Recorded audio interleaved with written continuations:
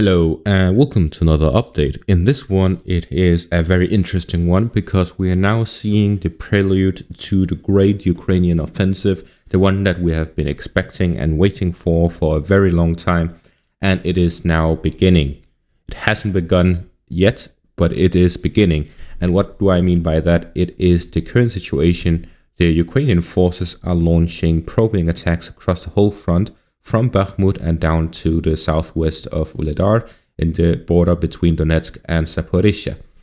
So this is very interesting because we are seeing a lot of attacks across the whole front line, but there's no actual advance. That is because we're currently seeing probing attacks. The Ukrainians are sending very limited forces to the front line to attack Russian positions, to check their readiness and their capabilities. They want to see how fast will Russia respond to these developments. And even better outcome for them would be if this is a feint and that they're attacking elsewhere, then Russia may send additional troops to this area, which would weaken other parts of the front line. So essentially, this is the initial stage of an offensive. In this part, the Ukrainians will launch very limited personnel and equipment to the front line to attack in different parts. We're seeing attacks both in the north by Bakhmut, against Soledar, and the south and the north of the flanks of Bakhmut. And we're seeing attacks to the southeast and southwest of Uledar and across the whole front line between Uledar and Velika Novosilka, and then west of Velika Novosilka there's heavy fighting. So across this whole part we see that the Ukrainians can advance within any of these parts and they would still be able to launch their offensive from there. So essentially they're checking which of these parts is the most vulnerable, which of these parts can they take advantage of to then push through and launch their offensive from there.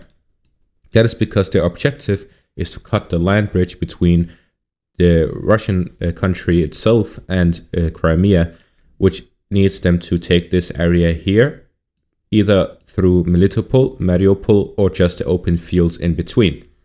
So for that, in my previous video where I covered the Ukrainian offensive, the goal would be to get Berdyansk. If they can cut this area right here, then that is enough. They don't need to go through the cities, which are more heavily defended. So for that, they would need to go through the most vulnerable points. If you draw the Russian defensive lines in a very simple manner, they have essentially 5 lines of defense here in the west, and then it's the first line goes longer, the second one shorter, the third, and so on. So the further west you go, the more difficult it is to push through the Ukrainian defenses. And if they push through the eastern parts, we will see that the Russian forces are much softer there. The Ukrainians will easily push through. So they're looking to push through at the weakest point of the Russian defenses, which is here to the east. And that is also what all military analysts have been saying for the past 24 hours, but I've been saying it for weeks. So essentially we're seeing that the Russian forces are trying to push back all of these attacks. So far it seems that the Ukrainian forces have taken the village of Novopil and that they're attacking in the direction of Novodonetsk, where they may have entered the village here to the east. So that is the advances they have made. Other than that, the Ukrainians have been held back at all other points. The Russians are able to hold them back. And then we see this chronicle of pictures right here, where we see a lot of lost Ukrainian equipment. In the first picture here, we see 5 different vehicles. In the second one, we see get another 2. And then in the third one, we get another 2. And then finally, we got the final parts. So there's a lot of equipment lost. I think here in total, it is about 10.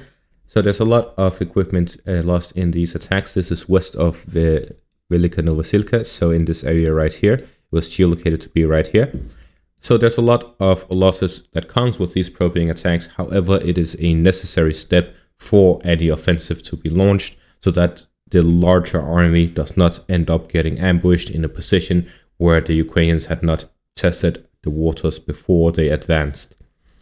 So with this, we can see that the general direction of the offensive is most likely going to be here south of Uledar, south of Velika Novosilka, in the border area between Donetsk and Zaporizhia, after which they'll push southwards and then westwards to cut off Berdyansk and the western parts of the southern part of Ukraine.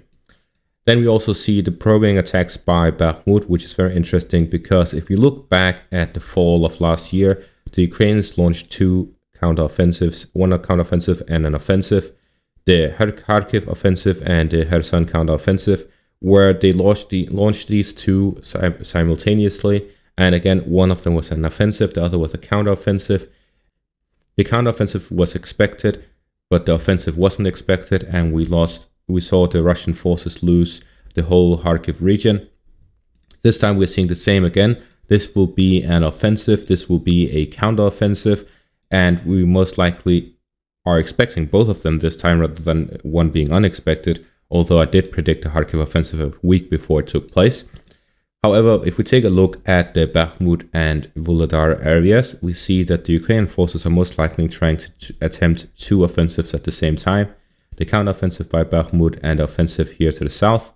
And that is because they want to regain the important.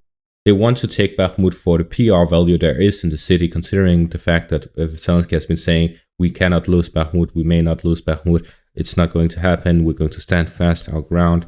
However, they did lose Bakhmut, and now they want to take it back. They still are driving this narrative of they still haven't lost it, and with that they have this opportunity to take it back and then say that they never lost it.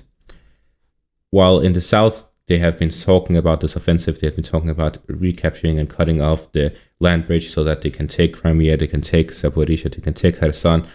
But most likely that would be a very difficult task because the Russian forces have heavy forces and heavy defenses in this area.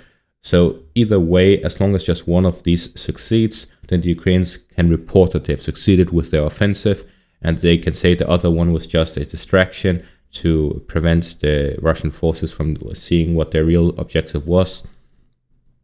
So it's a huge battle between information of both sides. Other than that, we are seeing that the Ukrainian forces started out yesterday with very few forces, about 2 to 3 companies here in the west of Velika Novosilka. Today we have seen it gradually increase, so now we're seeing thousands of troops across the front line and hundreds of vehicles, both armored vehicles, tanks, and so on. And this is a larger scale probing attack. It's not yet reaching the point of the actual offensive. The actual offensive will see tens of thousands, if not up to 100,000 troops, as well as hundreds, if not thousands, of armored vehicles. So it'll be on a 10 to 100 times greater scale than these probing attacks. So in comparison, we are seeing that the Ukrainian forces are just putting very limited amount of forces and equipment into these probing attacks. And we may still see some weapons that haven't been used yet, like possibly the arrival of F-16 fighter jets or other units that have more advanced equipment. And I don't think we have yet to see any Leopard tanks on the front line, so the actual push itself is not happening yet, but these are still just probing attacks. And generally, across the whole front line, the situation is the same. There's a lot of shelling. The Russian forces are responding to this by shelling and launching airstrikes. There's not a lot of direct combat. So it seems that they are still holding their ground and then launching attacks against the attacking Ukrainian forces.